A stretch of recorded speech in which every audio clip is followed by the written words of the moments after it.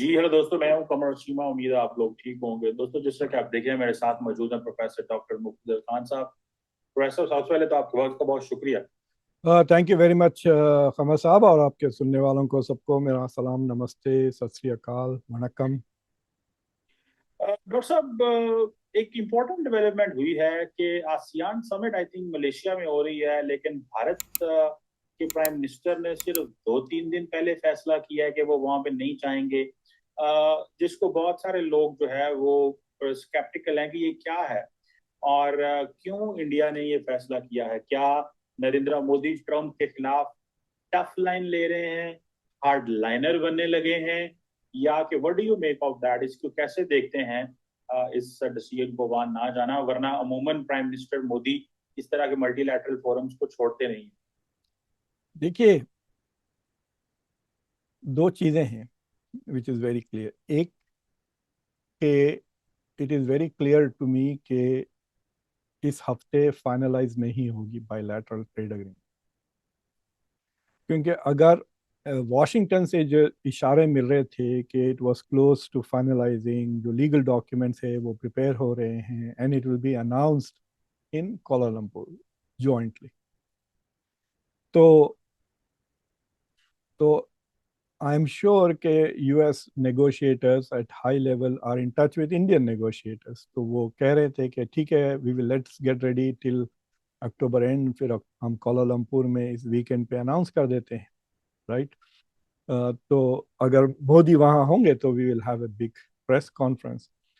तो let us assume के अगर वो तैयार हो जाती तो मोदी चले जाते, ताकि it will be a huge win ना इंडिया के लिए भी और अमेरिका के लिए भी, दोनों के लिए, ट्रम्प और मोदी के लिए। It will be a big, because जो we will talk about the details later, लेकिन जो डिटेल्स आ रहे हैं it will be very favourable to India, अभी तक जो डिटेल्स रिलीज हुए हैं। लेकिन जो दूसरी चीज ये है कि मुझे लगता है कि नरेंद्र मोदी डर गए हैं डोनाल्ड ट्रंप से। सोचिए आप कि डोनाल्ड ट्रंप उनको पकड़ के, oh he is my best friend करके ऐसा करीब खींच के, by the way you have to tell them how I help you stop the war with Pakistan. फिर क्या कहेंगे? वो फंसे है ना वहां पर, कि वहां पे वो ट्रंप के हाथ में हाथ रख के वो ट्रंप के खिलाफ बोल तो नहीं सकते ना। और यू नेवर नो कि ट्रंप फौरन जवाब दे देंगे, जैसा उन्होंने जेलेंस्की के साथ किया या मैक्रोन के साथ किया। वो इमीडिएटली, अगर जरा भी वो सेंस करते हैं कि उनको इंसल्ट हो रही है, वो वहां पे कुछ ना कुछ कह देंगे, I saved your dead economy, इस तरह की कुछ भी बात कह देंगे। फिर वो इंडिया में एको होते रहेगी, ये हिंदी में कुछ भी बोल रहे हैं, कुछ नहीं होने वाला, right. So I think he is avoiding Trump, कि जब तक ये मसला हल नहीं हो जाता ट्रेड अग्रीमेंट का। दूसरा ये है कि अगर वो जवाब दे देते हैं देन इट, वो शायद वो ट्रेड नेगोशिएशंस में उसका बदला ले लें, क्योंकि आपने देखा कि कनाडा के खिलाफ किस तरह से डोनाल्ड ट्रंप ने गुस्से से रिएक्ट किया है, कि सस्पेंड कर दिया उन्होंने trade negotiations. I agree with what Donald Trump did. वैसे कनाडा को लेकर उनको ना बहुत ही ज़्यादा, हमारे पास ये जो मराठी वाली जो हिंदी होती है ना, उर्दू, उसमें एक लफ्ज है, कहते हैं डेढ़ शाना।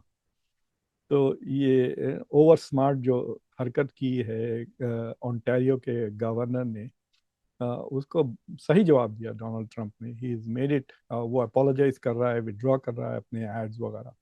तो उस तरह की चीज हो जा सकती है। इट इज वेरी क्लियर कि Trump can get very upset and he can say certain things, जो फिर बाद में आप उसको डील करते रहे, उसकी पॉलिटिक्स को, उसकी सियासत को लेकर। तो वो भी कह दे, वो अब ऑलरेडी कहने लग गए हैं कि 7 हवाई जहाज गिर गए। अगर वो कह देते हैं कि तुम्हारे साथ गिर गए थे ऑलरेडी जहाज, तो फिर सोचिए आप, it will be a huge problem for Modi to deal with. तो मुझे लगता है he is trying to avoid Donald Trump because he does not know how to deal with. तो डॉक्टर साहब, अगर फॉर एग्जांपल ये इंडिया यूएस रिलेशन अगर इस तरह अनप्रडिक्टेबल हैं, डू यू थिंक कि ये अगले 3 साल रहेंगे, या सिर्फ ट्रम्प इरा में है, या रिपब्लिकन अगर आते हैं तो इट विल कंटिन्यू? तो मतलब इसको क्या कहेंगे? इसको how will you frame in international politics? This is America's retreat from international system, America की एलाइज को छोड़ना, और इंडिया जैसा मुल्क जो है उसके लिए क्या चीजें हैं, क्योंकि इसमें सारी सिचुएशन के अंदर पाकिस्तान जो गेम से बाहर था वो गेम के इन हो गया है, वट एवर जो भी हमें मिल रहा है। इंडिया जैसा इतना बड़ा player with all that $200 billion trade, वो वो जिसे कहते हैं ना, वो ऐसे लग रहा है जैसे एक बाई स्टैंडर हो। मतलब how will you frame that, ये ट्रम्प तक ही चीजें चलेंगी या आपको लगता है कि इंडिया के बारे एक लार्जर मिसट्रस्ट है अमेरिका के अंदर? देखिए सर, इसका तय तो जो शॉर्ट टर्म डिसीजन तो इसका 1 नवंबर तक हो जाएगा, जब शी जिनपिंग के साथ मुलाकात होगी डोनाल्ड ट्रंप की साउथ कोरिया में। अगर शी जिनपिंग के साथ कोई डील हो जाती है, then America is not under pressure to balance China. तो जितना भी, देखिए देर इज अ कनेक्शन है। अगर इंडिया अमेरिका चाइना का रिलेशनशिप बेहतर होता है तो इंडिया बिकम्स लेस इंपॉर्टेंट। अगर अमेरिका और चाइना के ताल्लुकात खराब होते हैं, लेट्स से कि शी जिनपिंग से अग्रीमेंट नहीं होता ट्रम्प का, फिर वो 150% टैरिफ लग जाते हैं चाइना पे, so then China will retaliate in some way. तो उसके रिटेलिएशन के बाद सडनली इंडिया की स्ट्रेटेजिक वैल्यू बढ़ जाएगी, and you can see Trump will make concessions to India if he doesn't get a deal with China. तो ये जो डायडिक रिलेशनशिप है ये इनवर्स है, समझे ना। अगर उनकी relationship gets better with China it will get worse with India, if it gets worse with China it will get better with India, इसमें कोई दो राय। खुद डोनाल्ड ट्रंप अपनी पोजीशन हम बदल देंगे। दूसरी चीज ये है कि it is not in India's interest के मोदी छिपते फिरे, कि अब वो कोलालमपुर नहीं जाना इज नॉट एन इम्पोर्टेंट, मतलब इंडिया के लिए it is not a good thing. भाई ईस्ट एशिया पूरा आसियान वहां पर है। देखिए 2 समिट्स हो रहे हैं कोलालमपुर में, एक आसियान की समिट हो रही है, फिर बैक टू बैक EAS कहते हैं, ईस्ट एशिया समिट हो रही है। ईस्ट एशिया समिट में चाइना भी है, चाइना के नंबर 2 आ रहे हैं, अमेरिका भी है, और ईस्ट एशिया समिट में रशिया भी है। आई डोंट नो रशिया से स्टीव लैवरोव आ रहे हैं या नहीं। तो अब इनको अगर भेज देते हैं, I don't know who is going to go from India side, Jaishankar को भेजते हैं या उनके नीचे वाले सेक्रेटरी को अगर वो भेजते हैं, कुछ भी अटेंशन नहीं मिलेगा। आपने देखा शार्म एल शेख में कुछ अटेंशन मिला इंडिया को? कुछ भी नहीं। उन्होंने ब्यूरोक्रेट को भेजा था या मिनिस्टर ऑफ स्टेट वे कुछ जो भी है बिलो जयशंकर के लेवल पे एंगेजमेंट था ना। तो India was completely side line, there was no discussion of India at all in that context. अब आसियान में जाएंगे आप, ASEAN is the core of East Asia. Indo Pacific तो यही है ना, इंडो पैसिफिक के 10 मुल्क है, आप उनको साथ जाकर नहीं मिल रहे हैं। You should be at this forum, कुछ नए डिसीजंस ले लेंगे टैरिफ को लेकर, ट्रांसशिपमेंट्स को लेकर। खुद ट्रम्प जा रहे हैं, यानी इम्पोर्टेंट हो गई है मीटिंग की, स्टेटस बढ़ गया ना। So Modi not going there is not in India's interest. और देखिए जहां भी हेड्स ऑफ स्टेट, इमेजिन कर लें आप ऐसा सिनेरियो कि इंडोनेशिया के प्रेसिडेंट खड़े हुए हैं, अनवर इब्राहिम है, डोनाल्ड ट्रंप है, ऑस्ट्रेलिया के प्राइम मिनिस्टर हैं। यू थिंक वो ग्रुप में जयशंकर घुस के मुंह खोल सकते हैं? नहीं ना। लेकिन मोदी घुस के हाथ दोनों के ऊपर रख के, कंधों पर ऑस्ट्रेलियन प्राइम मिनिस्टर के कंधे पर हाथ रखकर, वो इंडोनेशियन, वो हमारा तो DNA इंडियन ही है उनका, इंडोनेशियन प्रेसिडेंट उनके ऊपर, वो he can just intervene and he can be part of that conversation, समझे आप। सो it is not serving India, will become marginal इस कॉन्फ्रेंस में। इट्स एन इंपॉर्टेंट इवेंट साल का ईस्ट एशिया में। फिर उसके बाद एपेक में तो इंडिया है ही नहीं, साउथ कोरिया में भी नहीं होगा इंडिया। तो जो डोनाल्ड ट्रंप का पूरा एशिया का टूर है, this is about Indo Pacific, और Modi is not going to be there. सब रहेंगे वहां पे। इंडिया, ये तो जापान भी जा रहा है ना डोनाल्ड ट्रंप, तो क्वाड के लिए वहां चले जाते। जो नई सने तकाशी, क्या नाम है उनका, और she is like a female Trump है, वो जापानीज ट्रंप है, मेलोनी की तरह है वो, बिल्कुल same kind of ideology. So it is an important meeting वहां पे। अगर ये जाते हैं तीनों राइट विंगर्स, मोदी, ट्रंप और जो जापानीज नई प्राइम मिनिस्टर है, तो It would have been good for India, but he's choosing to hide. मेरे ख्याल से उनको बिहार की ज्यादा लगी हुई है. बिल्कुल, उनको शायद वाकई आपकी बात सही है, इज पेइंग अटेंशन। अच्छा डॉक्टर साहब, ये जो इंडिया के ट्रेड मिनिस्टर ने कुछ मिनिस्टर्स के साथ बैठ के जर्मनी में एक डायलॉग किया है, उन्होंने कहा है कि हम इस तरह आपके साथ बात नहीं करेंगे जिस तरह आप कर रहे हो, you are putting gun on our head, और आप हमें ये कह रहे हो, और आपके कहने पे हम ये रशिया से ताल्लुकात भी खत्म नहीं करेंगे, हमें हमें आप ये फोर्स नहीं कर सकते। ये मेरे है फर्स्ट टाइम को इंडियन साइड से एक ट्रेड मिनिस्टर ने जो थोड़ा तगड़ा जवाब दिया है। What do you make of this? आपको क्या लगता है कि इंडिया असर्ट कर रहे हैं, या कि ये वही काम करने लगे हैं जब इंडिया अमेरिका की डील पहले बहुत करीब चली गई थी तो ये ओवर कॉन्फिडेंट हो गए थे तो ट्रम्प फिर पीछे हट गए थे? आपको याद होगा पहले भी रॉयटर्स ने इसको रिपोर्ट किया था। तो what do you make of that, ये जो एनर्जी मिनिस्टर की स्टेट? तो गोयल ने ये बात पहले भी की कि India does not negotiate under pressure. तो ये पिछले 5-6 महीने से ये तकिया कलाम बन गया है कि we do not negotiate under pressure. और इसलिए भी देखो आप यूएई जो ईयू के साथ जो नेगोशिएशन चल रहे हैं अभी तक नहीं फाइनलाइज हुए. मतलब जर्मनी का चांसलर बदल गया. वो जो ओलाफ था वो बंदा गया था इंडिया को और उसने कहा था this is my priority, we will put it on, expedite कर देंगे इंडिया ईयू की ट्रेड एग्रीमेंट. वो अभी तक नहीं हुई.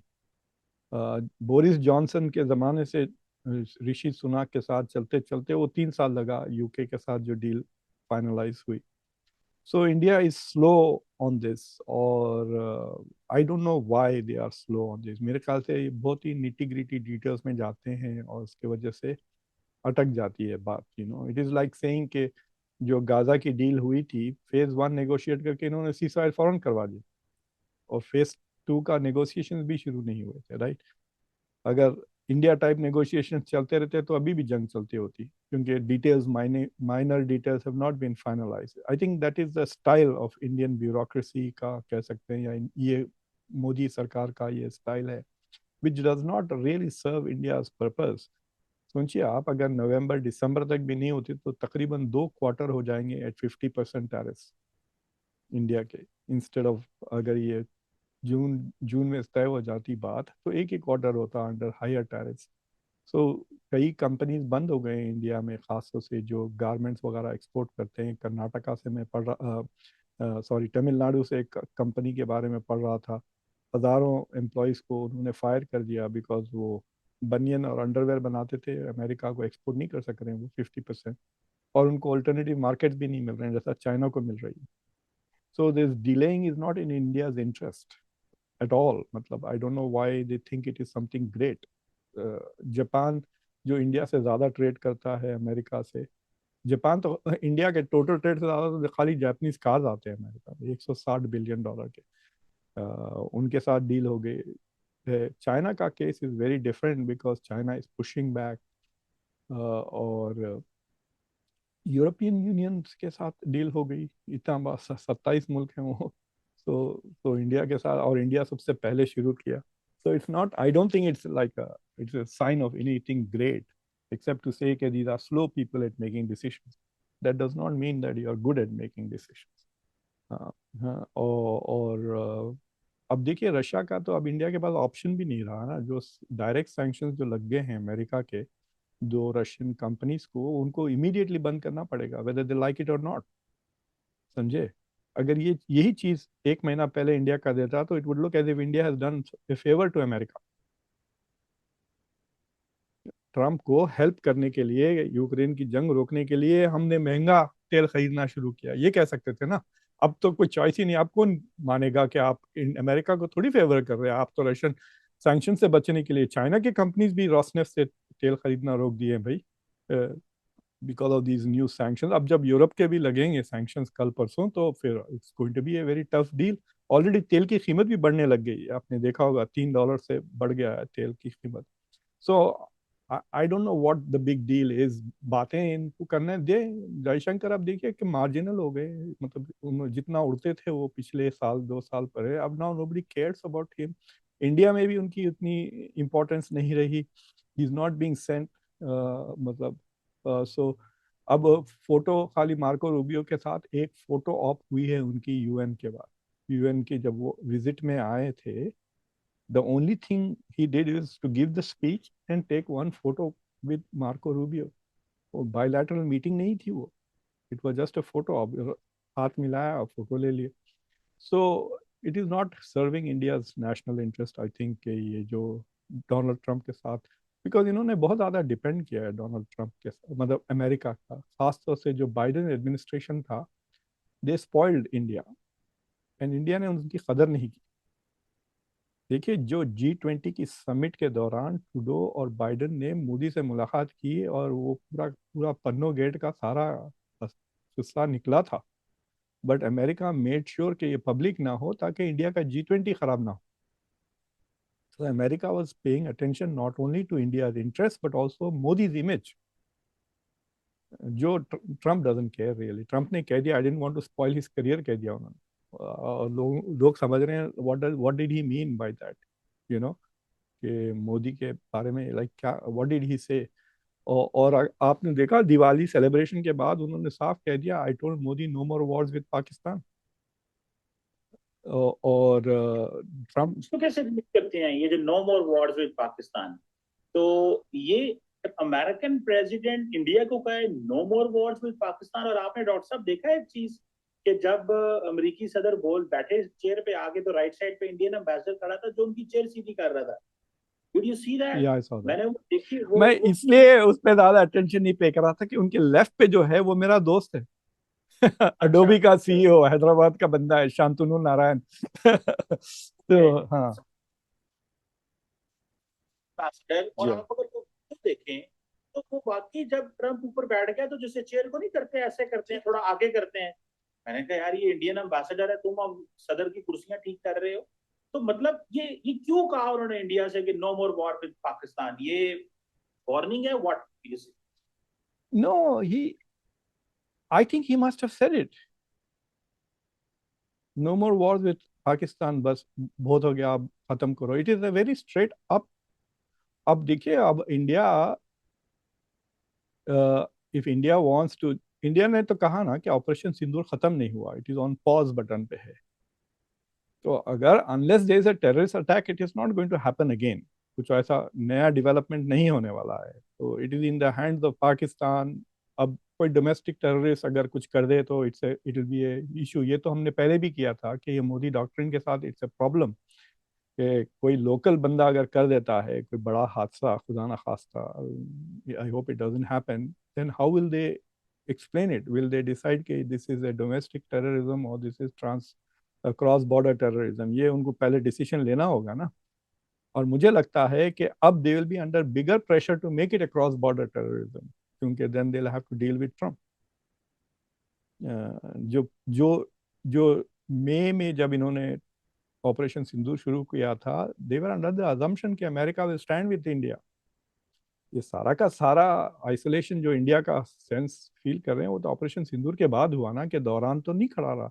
इनफैक्ट सम इंडिया के एनालिस्ट तो खुल के लिख रहे हैं कि forget about standing with India, it appear that it was standing against India. बाज लोगों की इंटरप्रिटेशन ये है ना कि but it certainly did not stand with India at all. इतना मजबूर हो गए कि India is trying to spin it by saying कि हमको क्रिटिसाइज नहीं किया ऑपरेशन सिंदूर करने के लिए, दैट इज अ सपोर्ट। उस तरह भाई, अगर आपको किसी की सपोर्ट करना है तो कह देंगे आई सपोर्ट यू। तीन लफ्ज हैं बस, यू नो।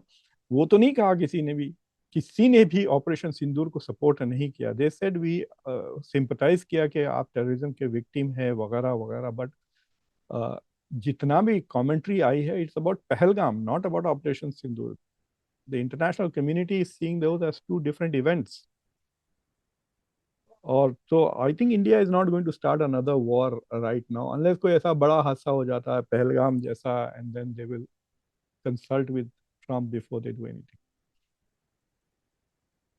लेकिन डॉक्टर साहब आपकी बात तो ठीक है, लेकिन इंडिया एक बहुत बड़ी ट्राई सर्विसेज एक्सरसाइज कर रहा है, नोटम जारी कर दिया है उन्होंने पाकिस्तान इंडिया के बॉर्डर के ऊपर। ये एक बहुत बड़ी एक्सरसाइज है, मतलब व्हाई दे नीड इट? मतलब आप जस्ट इमेजिन करें कि क्या ऐसा क्या है जो रोज कोई ना कोई एक्सरसाइज, ये देखेंगे this is a NOTAM which they have issued on the right, ये all that brown is what India is doing. ये बीच में ये जो पानी में भी है, और सुनने में आया कि पाकिस्तान जो है उसने भी एक नोटम जारी किया है, और वो एक्सरसाइजेस तो नहीं कर रहा पाकिस्तान, लेकिन पाकिस्तान ने ये नोटम जरूर जारी कर दिया है कि भाई we are looking into this.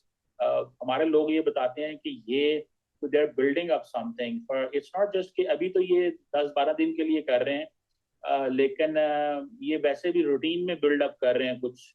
रात को कोई ना कोई एक्टिविटी दिन में हो रही होती हैं। तो क्या आपको क्यों लगता है why they don't want to do this exercises, क्यों चाहते हैं? देखिए, इंडिया का जो इंडिया के बाहर ऑपरेशन सिंदूर के बाद India reputation took a hit. मतलब इसमें कोई दो राय ही नहीं है। Only Indians think that they did well in operation Sindoor, the rest of the world does not think that at all. तो अब ये मतलब दे आर वरीड के जो देखिए, ऑपरेशन सिंदूर का क्या गोल्स थे? ऑपरेशन सिंदूर के जो गोल्स थे, एक गोल ये था कि they wanted to punish Pakistan for what happened, खासतौर से जो टेररिस्ट वहाँ पे कैंप्स है, they wanted to attack that. They were thinking that Pakistan will not respond, which is I don't know on what basis they thought कि इतना बड़ा miscalculation जो उन्होंने किया है। डॉक्टर जयशंकर का जो फोन कॉल था, we are not attacking Pakistan, we are not attacking Pakistan's economy, we are not attacking Pakistan's people, we are only attacking terrorist camps। इस तरह जो समझे, वो समझे थे कि जिस तरह पाकिस्तान और ईरान के बीच में जो एक्सचेंजेस हुए, तो उस तरह का ये भी ऐसे ही होगा, हम जाएंगे, there will be no resistance, हम बस ये टेररिस्ट सेंटर्स को बॉम्ब करके वापस आ जाएंगे। So they didn't, I think they were not ready for what happened. There was a fight के वर्ल्ड वॉर टू से लेकर अब तक इतनी बड़ी एयर फाइट नहीं हुई कहते हैं बात लोग, right? This is the biggest air battle.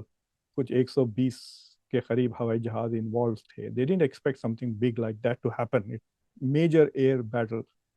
तो तो अब उसके बाद से they are trying to flex their muscle to hope के पाकिस्तान को ये बात बता देंगे, ठीक है भाई, आपने वो 20-25 मिनट की जंग में you did well, but keep in mind we are so much more powerful, we have so much more money, we have so much more man and resources than you do. तो अपना conventional advantage आपको दिखाना चाह रहे हैं, because they know कि you are watching. So it is like that, you know, कि आप बेसिकली इट्स लाइक सेइंग कि भाई आप अपना शर्ट निकाल के मसल्स बता रहे हैं। That is the point he's trying to do, that is what they are trying to do, they're flexing their muscles। और they are not going to attack now। इतना तो मैं आपको कह सकता हूँ, बिहार इलेक्शन से पहले वो ऐसा कोई एडवेंचर नहीं करेंगे। अगर कुछ गिर गया और उसकी वीडियो वीडियो बन गई तो फिर वो हार ही जाएंगे ना बिहार का election. so they are not going to risk this। Bihar is an important state for Modi, उनकी हिंदी बेल्ट वगैरह के लिए। So so I am not very sure कि ये करते रहे। एक्सरसाइज तो बहुत लोग करते हैं। दूसरी चीज़ ये है कि गिवन ऑल द जो टेंशन्स इंटरनेशनल सिस्टम में है, और जो करंट रिलेशंस है विद द यूएस, पाकिस्तान की मतलब ताल्लुकात मजबूत होते जा रहे हैं अमेरिका के साथ, और इंडिया के सवाल के मतलब क्वेश्चन मार्क्स लगते जा रहे हैं इंडिया के रिलेशंस के साथ। यहाँ तक कि क्वाड के बारे में लोग पूछ रहे हैं कि is the Quad alive, what has happened to Indo Pacific. मैं अभी देख रहा था, जनरल अता हसनैन साहब ने मुझे व्हाट्सएप पे एक आर्टिकल भेजा है उनका। उसका उन्होंने जो आर्टिकल का टाइटल मैं आपको पढ़ के बताता हूँ।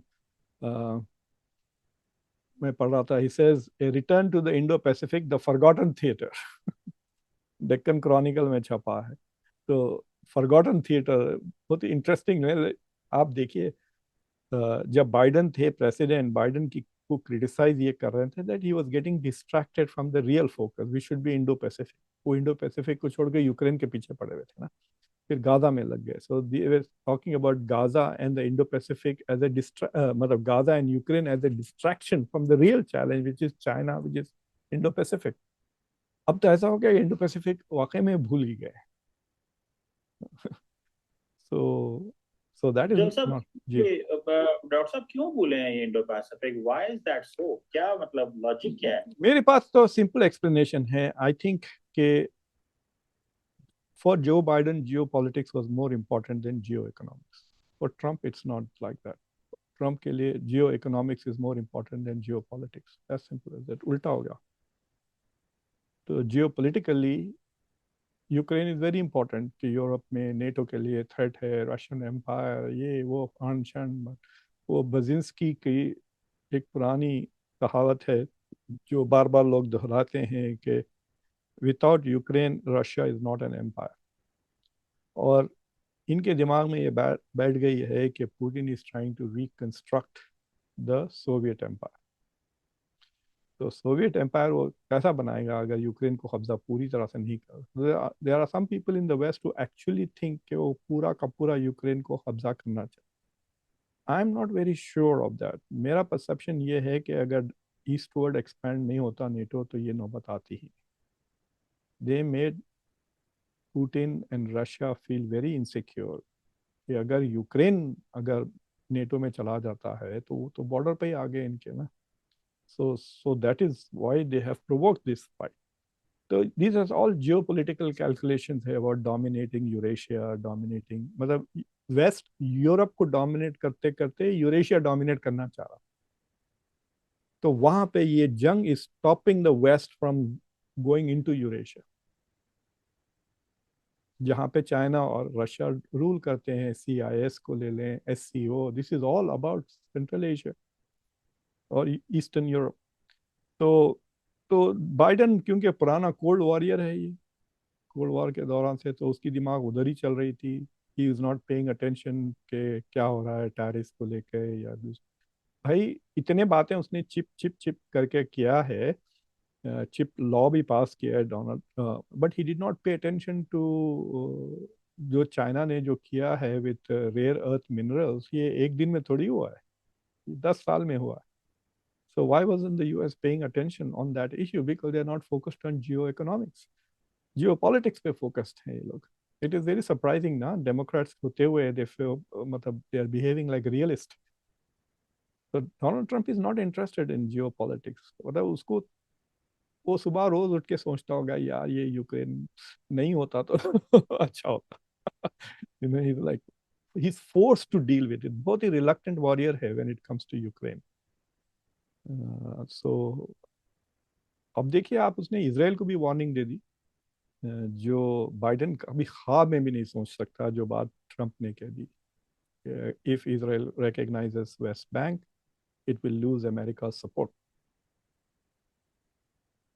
हाँ मतलब वो जो 60 मिनट्स पे जैरेड कुशनर ने कहा था कि भाई ये तो अपनी लिमिट्स क्रॉस कर रहे हैं।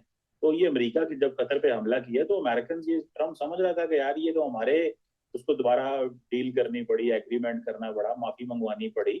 तो इट्स नॉट दैट इजी कि यार जहाँ से वो खा रहे हैं अमेरिकन वहीं पे आप हमले कर रहे हो। तो नेतन्याहू को, और आपके पास यही नेतन्याहू को तो यही कर सकते। डॉक्टर साहब एक आखिरी सवाल, ये जो आपने बाइडेन की बात बताई, बाइडेन जो है वो पुरानी स्टैब्लिशमेंट का हिस्सा है, कोल्ड वॉर की चीजों को जियो पॉलिटिक्स पे फिक्स है।